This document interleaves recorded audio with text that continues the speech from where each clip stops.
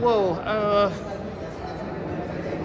riders sebetulnya kan itu semacam ini ya, apa, kayak privilege tambahan lah ya.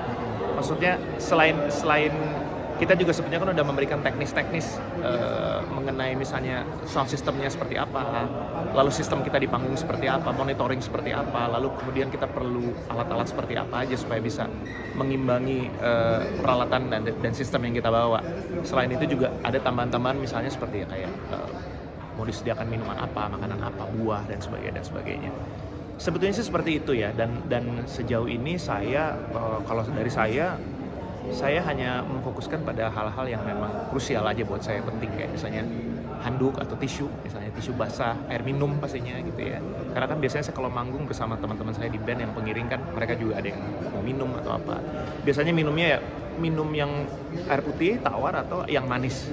Dan ada beberapa snacks. Udah, itu aja sebetulnya, lebih yang kayak biar bikin suasana di belakang panggung tuh nyaman dan apa. Satu bukti sebetulnya juga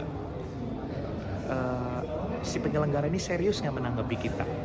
Nah ini yang kadang-kadang memang untuk beberapa orang itu suka dipakai buat sarana buat dalam tanda kutip ngerjain orang gitu. Sudah ini kan pernah denger lah pasti cerita-cerita artis internasional pun begitu gitu kan, minta ini minta itu aneh-aneh. Tapi kalau saya enggak, buat saya yang fungsional aja, yang memang krusial aja.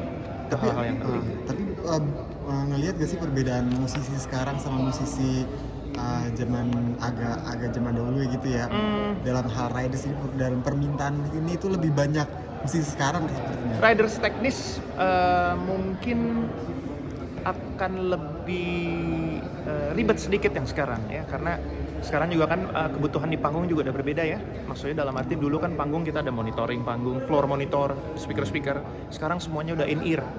Iya. Ya, jadi otomatis itu sistemnya juga harus diperhitungkan.